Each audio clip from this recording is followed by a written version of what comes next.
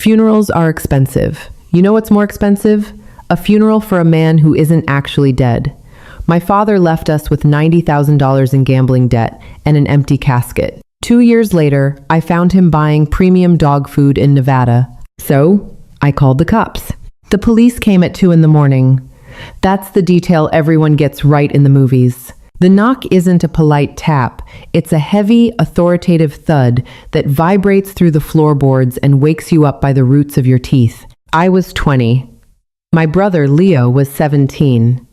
My mother, Diane, was the one who opened the door. I stood at the top of the stairs, the cheap carpet rough under my bare feet, and watched the red and blue lights from the cruiser wash over the peeling wallpaper in our entryway. 2 officers. They took off their hats. That was the tell. You don't take off your hat unless you're bringing the worst news in the world. They found his boat, a rented aluminum skiff, drifting out past the breakwater where the bay meets the open ocean. It was empty. His windbreaker was folded neatly on the bench seat. His wallet was tucked inside the breast pocket. His boots were neatly paired by the throttle. "We're running a search and rescue, ma'am," the older officer said, his voice a low, gravelly hum. "But given the water temperature and the tide, we wanted to prepare you." My mother didn't scream. She just sat down on the bottom stair and stared at the baseboard heating vent. They didn't find a body. They dragged the bay, sent up a helicopter, and plastered his face on the local news for 3 days. Richard Gallagher, 51 years old, hardware store manager. Devoted father, tragic victim of a sudden squall. That was the official story.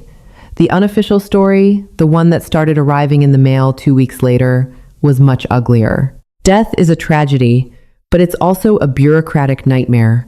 I had to drop my college classes to help my mother navigate the endless paperwork. We needed a death certificate to claim his life insurance, but you can't get a death certificate without a body unless you go through a grueling legal process that takes years. While we were waiting, the letters started coming. Not sympathy cards, final notices. My father handled the finances. My mother handled everything else. It was a generational division of labor that completely screwed her the second he disappeared. I remember sitting at the kitchen table, a mountain of opened envelopes between us. The air smelled like stale coffee and the cheap floral perfume my mother wore to mask the smell of her stress sweat. "I don't understand," she kept saying, dragging a shaking finger down a bank statement. "He said the mortgage was paid off. He told me last Christmas." He lied. He had taken out a second mortgage, then a third, using some shady online lender with predatory interest rates. He maxed out 5 credit cards in her name. He had drained my college fund down to $32.14. Then came the phone calls. Collection agencies don't care if your husband is currently fish food. They want their money. The guys who called didn't sound like corporate drones. They sounded angry. One of them let it slip that Richard owed a significant amount to a private associate at a casino 2 states over. Gambling. It made sickening sense. The sudden mood swings, the late nights doing inventory at the hardware store, the time he sold my grandmother's silver tea set and claimed we were robbed, even though the back door showed no signs of forced entry. We had a memorial service without a body. We couldn't afford a real casket, so we set up a framed photo of him from a fishing trip, surrounded by wilting carnations on a folding table in the church basement. People ate our potato salad, patted my mother on the shoulder, and whispered. I saw the way his brother, Uncle Dave, looked around the room. He knew. Half the town knew my dad liked the slots. None of us knew he had bet the house, the cars, and our futures on them. The life insurance company denied the payout. They cited a suicide clause and the lack of physical remains. They suspected fraud. At the time, I hated them. I thought they were soulless corporate monsters punishing a grieving widow. We lost the house 6 months later. My mother packed her entire life into a rented U-Haul, sobbing over every dish she had to wrap in newspaper. We moved into a cramped 2-bedroom apartment above a dry cleaner. The smell of perchloroethylene seeped through the floorboards, giving us all chronic, dull headaches. Leo stopped talking to us and started hanging out with a rough crowd, eventually dropping out of high school to work at an auto body shop. I took a job as a medical receptionist, working 10-hour shifts to cover our rent, and spent my weekends waiting tables at a diner out on the highway. I watched my mother age a decade in 2 years. Her hair went from auburn to brittle gray. Her hands developed a permanent tremor. She worked at a grocery store checkout lane until her knees gave out, then took a job answering phones for a local taxi dispatch. We were buried alive under his debts. We didn't talk about Richard anymore. He wasn't a tragic ghost. He was the reason we were drowning. 2 years pass. 2 years of setting alarms for 4:30 a.m. 2 years of watering down the dish soap to make it last another week. 2 years of screening every single phone call because the debt collectors kept selling our information to bottom feeders who tried to guilt my mother into setting up payment plans for debts that were legally discharged in the Samently. Bankruptcy she eventually had to file. It was a Tuesday in November. Freezing rain lashed against the apartment windows. The heater was broken again, and I was sitting on my bed wrapped in 3 blankets, trying to salvage something from the wreckage of our old life. I was cleaning out a cardboard box of electronics we hadn't touched since the move. Among the tangled charging cords and old cell phones was my dad's backup laptop, a bulky, heavy brick of a machine he kept in his home office. The police had looked at it briefly during the initial missing persons investigation, found nothing but hardware store spreadsheets, and handed it back. I plugged it in. The battery was dead, but connected to the wall, it chimed and booted up. The fan whirred, loud as a jet engine. I wanted to wipe the hard drive and sell it for parts on eBay. Maybe get $50 to put toward the electric bill. I bypassed his old password. It was my mother's birthday, a cruel irony, and opened the browser to figure out how to do a factory reset. When the browser opened, it auto-restored the tabs from the last time it was used. Most of them were useless. A weather site, a local news page, but one tab was an old, obscure email client, not his primary account, not the one he used for work or the family. It was a generic Yahoo address, r_g_sales88@yahoo.com. He had clicked "Keep me signed in" 2 years ago. The session token was somehow still valid, or the password was saved in the browser cache. The inbox populated. It was mostly spam. Viagra, foreign lotteries, cheap auto insurance. The last email received was dated a week before he disappeared. I was about to close it, feeling a dull ache of violation, when my eyes caught a folder on the sidebar labeled Archive. I clicked it. There were only 3 emails in it. 2 were from a real estate website, confirming inquiries about short-term rentals in Nevada. The third was a digital receipt from a specialty watch repair shop in Henderson, Nevada, dated exactly 3 weeks ago. My heart didn't leap. It stopped. A cold, heavy stone dropped into my stomach. I stared at the screen. The receipt was for the restoration of a 1970s Omega Speedmaster. My father had a 1970s Omega Speedmaster. It was his prized possession, inherited from his father. He had told the police he lost it at the marina a month before he died. We had searched everywhere for it. The name on the receipt was Rick Miller. Richard Miller, my mother's maiden name. I didn't call for my mom. I didn't make a sound. I pulled the laptop closer, the heat of its failing battery burning through the blanket onto my thighs. I clicked on the real estate emails. They were confirmations of a signed lease for a house. An address was listed. I opened a new tab. I typed the address into Google Maps. I switched to Street View.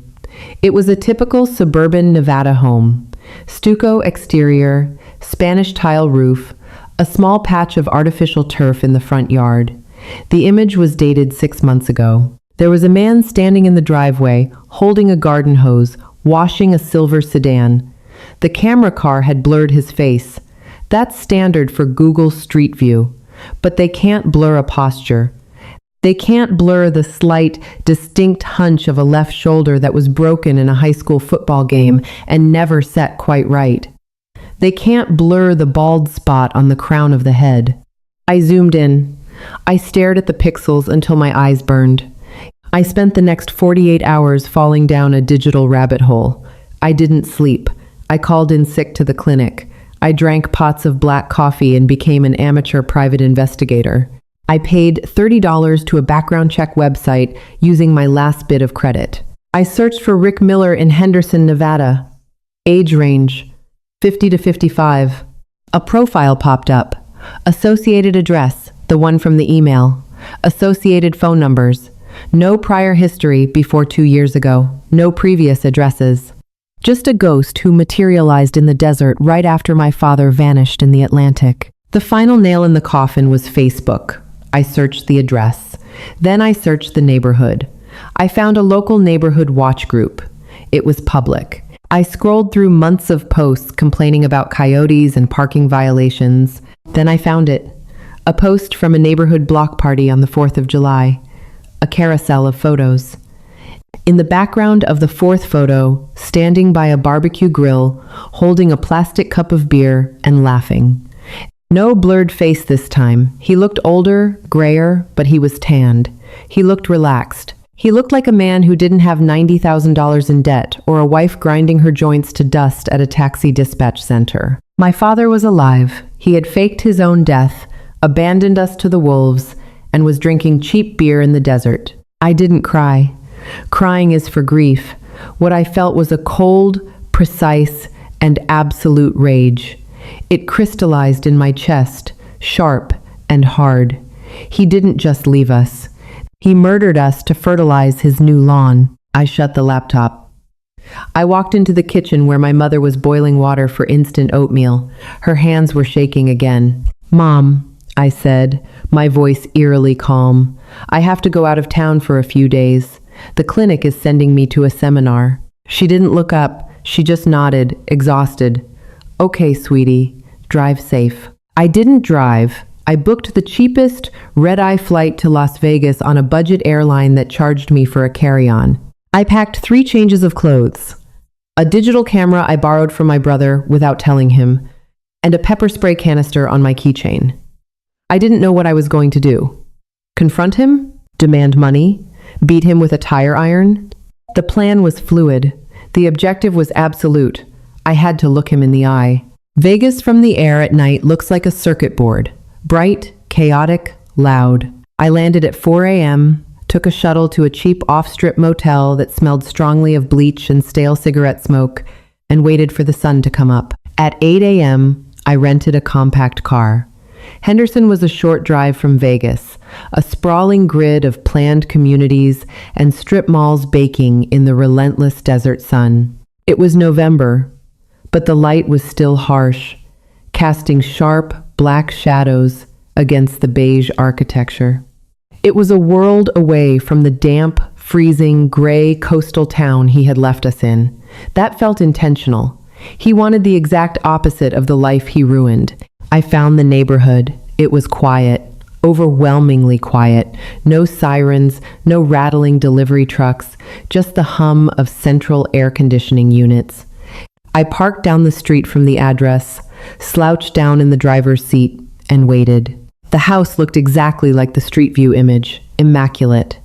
The silver sedan was in the driveway. A decorative wrought iron bench sat on the porch.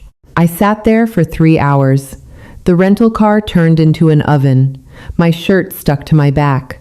I drank tepid water from a plastic bottle and watched the house. Neighbors came and went. A mail truck drove by.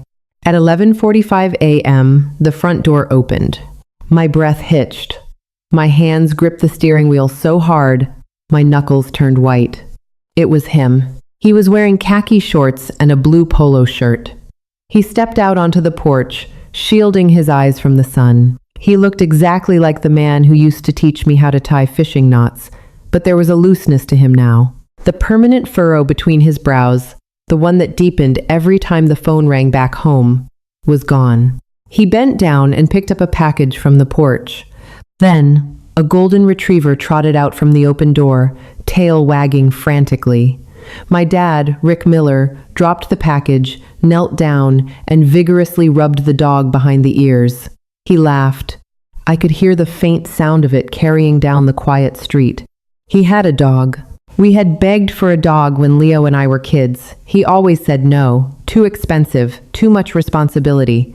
Who's going to feed it when I'm working? Now he was tossing a tennis ball onto the fake grass, watching the golden retriever scramble after it. I lifted the digital camera. I didn't care if I looked like a private eye in a bad movie. I rolled down the window just enough to stick the lens out. I zoomed in and started clicking. I photographed his face.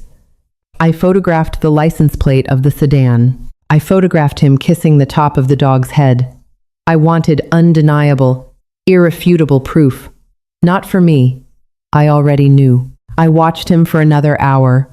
He went back inside. He came out later to check the mail. He looked bored, a comfortable, expensive kind of bored.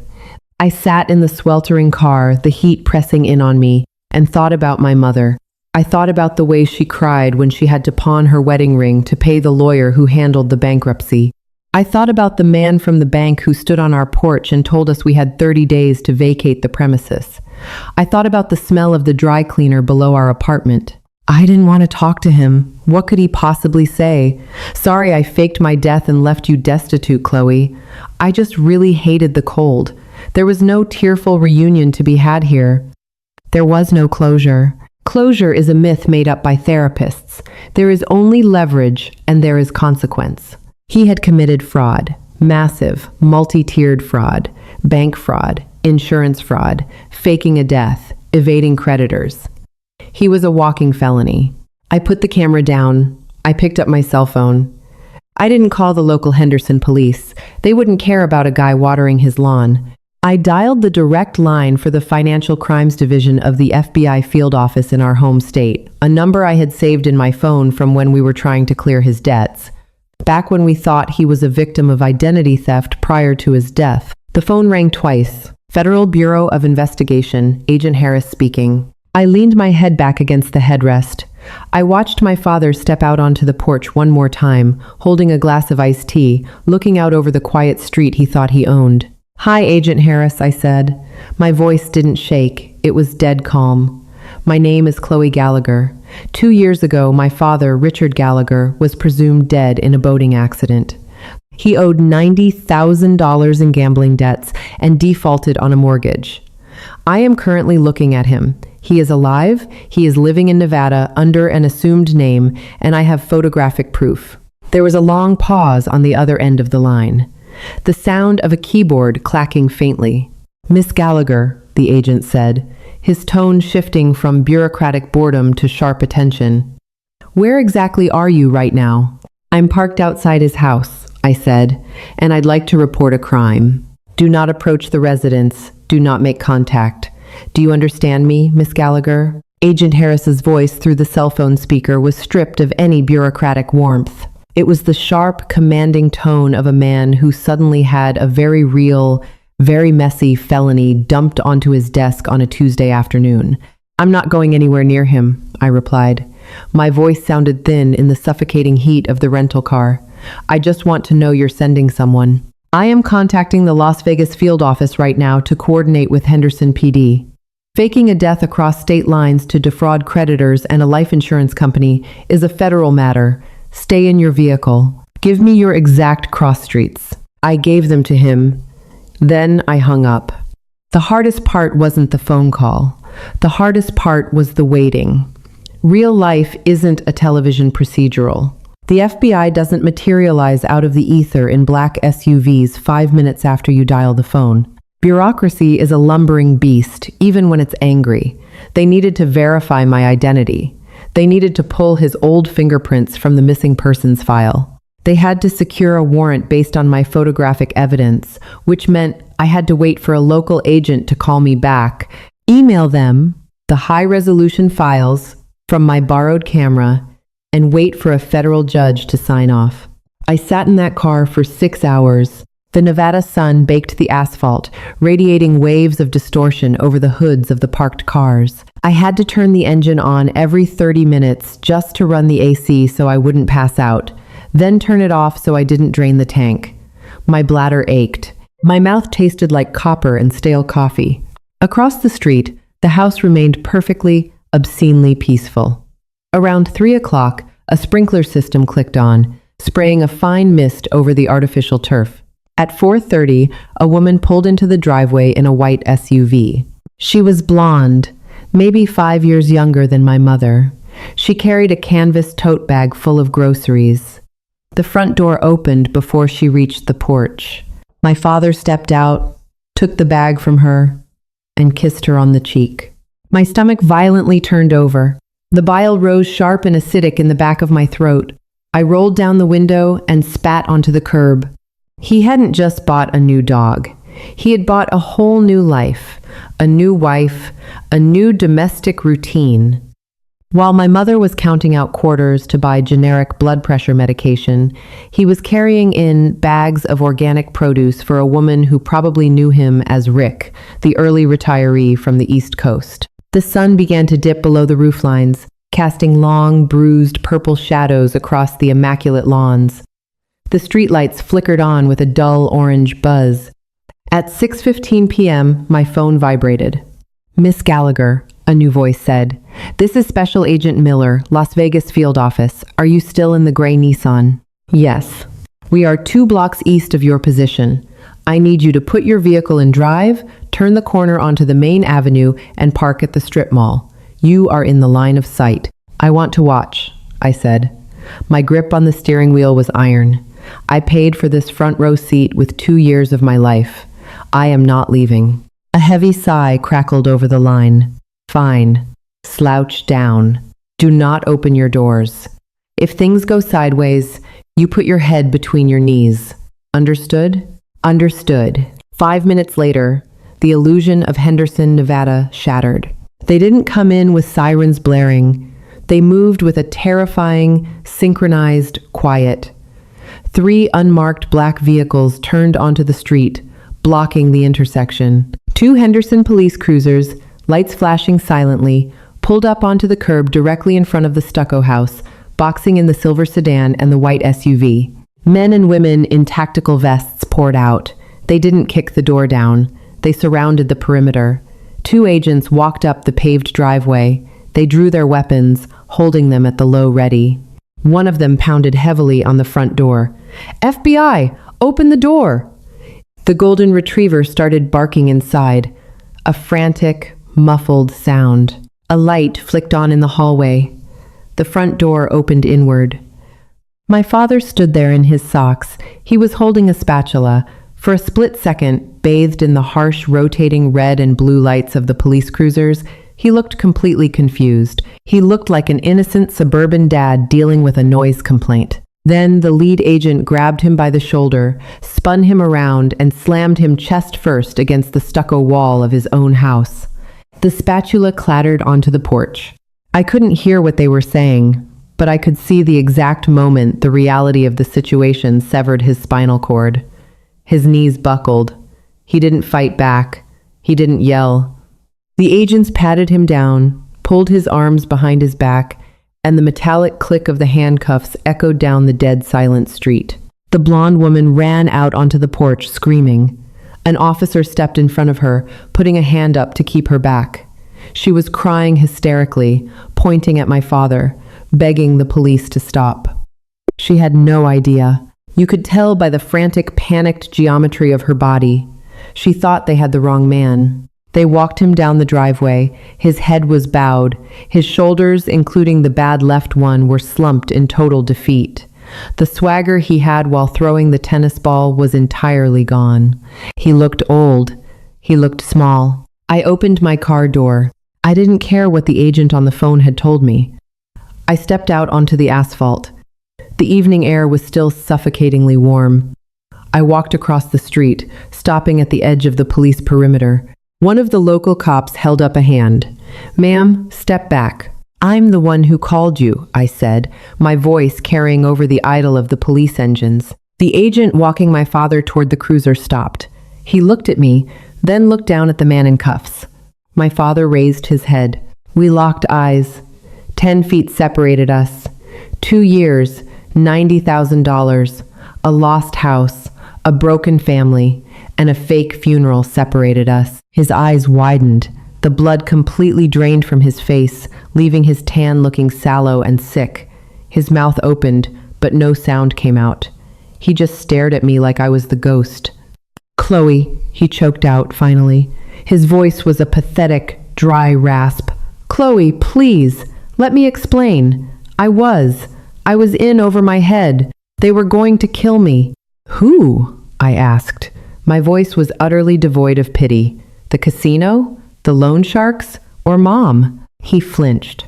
You don't understand what it was like. I understand perfectly, I said, stepping right up to the yellow tape the cop was currently unraveling. I understand that Mom's hands don't stop shaking anymore. I understand that Leo fixes cars because he couldn't afford a senior year of high school. I understand that we buried an empty box while you were out here buying premium dog food. I was going to send money, he pleaded. Tears were actually welling in his eyes, the coward's tears. Once I got set up, once I had a clean slate, I was going to send for you guys. You changed your name to Rick Miller and married a woman who drives a Lexus, I said flatly. You were never sending for us. The FBI agent pushed him gently toward the open door of the cruiser. All right, Richard, time to go. Chloe, please, he yelled as they shoved him into the back seat.